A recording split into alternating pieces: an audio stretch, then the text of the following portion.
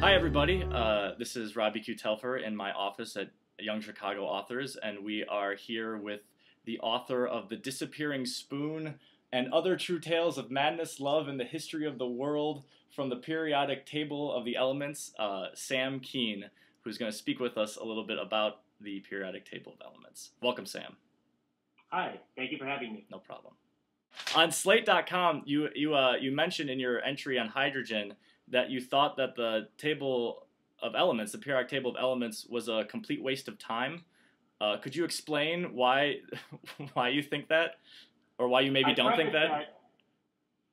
I preface that by saying, in one sense, it is a waste of time.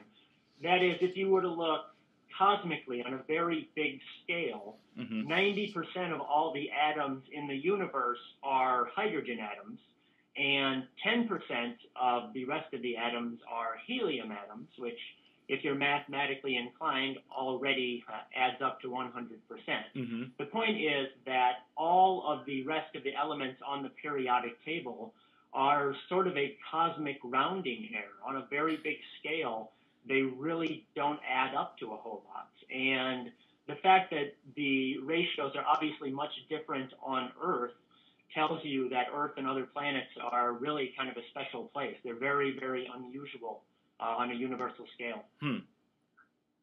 Well, okay, so you do care about the periodic table of elements still. That's good. If I were very large and had superpowers, godlike powers, then maybe I would care a lot less. But I do not have those powers. One day. You keep reading.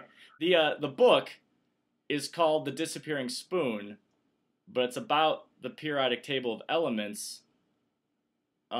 It's not about spoons. Why did you about cutlery, no. No, why did you call it the Disappearing Spoon? The premise of the book was to take every element on the table and find a funny or spooky or interesting story. And The Disappearing Spoon is actually one of the stories on there. It relates to the element gallium, which is a metal that sits right below aluminum on the periodic table. And they're very similar. If you had a hunk of gallium sitting on your table and a hunk of aluminum sitting on your table, you probably wouldn't be able to tell them apart. The Disappearing Spoon comes in because it's sort of a classic nerdy science prank to make a spoon out of gallium and to serve it to somebody with coffee or another hot beverage. And, of course, the person getting the coffee just thinks it's an aluminum spoon. But they figure out something unusual is going on when they put the head of it into the coffee and it disappears on them. Have you ever played this trick on somebody, Sam? I have not, and I regret that now because I think my cover is definitely blown. I don't think anyone's going to fall for this again. What is the prettiest element? Neon or helium. Some of the noble gases when they put them in neon lights. They're pretty to you. What is the most utterly useless element? Thulium. Why? It's pretty darn useless. There's just not a whole lot you can do with it. It's like a lot of other metals. It's expensive, hard to find, so not good for much. Okay. So we're at the Encyclopedia Show. We're interested in poetry and the arts, and we're wondering if you could recount the tale of Robert Lowell, the poet. Yeah, the story with Lowell, as you said, he was mad. Today we say he had bipolar disorder, and he had it back in the 1950s when they obviously didn't have as good a grasp on psychiatry. And lithium came to the market as really the first important drug that would help people with bipolar disorder. And it was actually very strange because unlike a lot of minerals, the body doesn't require lithium even in very small amounts. So why lithium had this effect was very unusual, but it did help Robert Lowell get his life back in order. There are stories of him jumping out in the middle of traffic because he thought he could stop cars, or showing up on people's doorsteps thinking he was the Virgin Mary because he really wasn't in his right mind. Wow. And after he went on lithium, that really stopped. But as you said, there's a lot of people who think that his poetry really changed after that.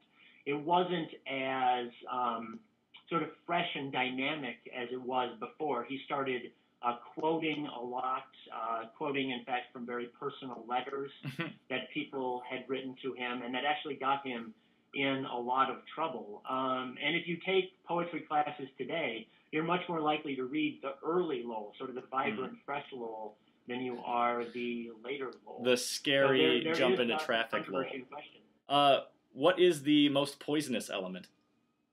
Thallium, not thulium, thallium. Okay. Why is it poisonous? Why is it the most poisonous? It is very poisonous even in small amounts, and it's good for poisoners because it's very hard to trace. Wow. What is the element least likely to succeed? Septium, which is the newest element on the periodic table. It's got sort of an ugly Latin name, and it exists for a small fraction of a second, so it's probably not going to amount to much. What was the most exciting part of your research for the disappearing spoon? The most interesting?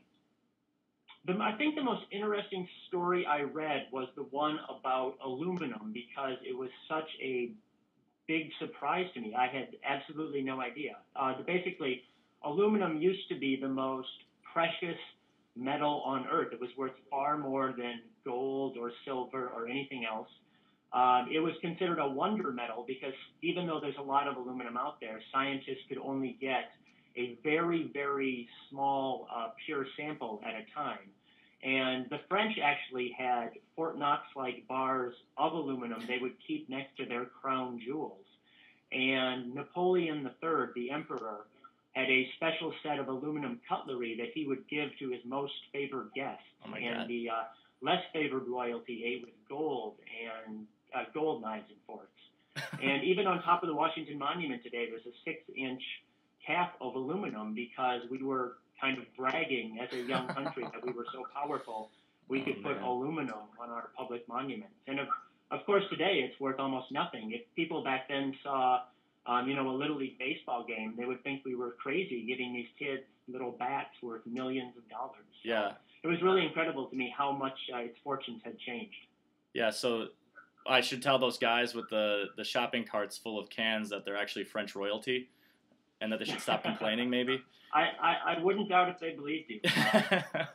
Very good. Probably talk them into that pretty easily. All right, the last question I have is, if you love the periodic table of elements so much, why don't you marry it? It went with somebody else. It was a long and heartbreaking story. Oh, I'm sorry. It has another man. There are other tables in the sea for you, Sam.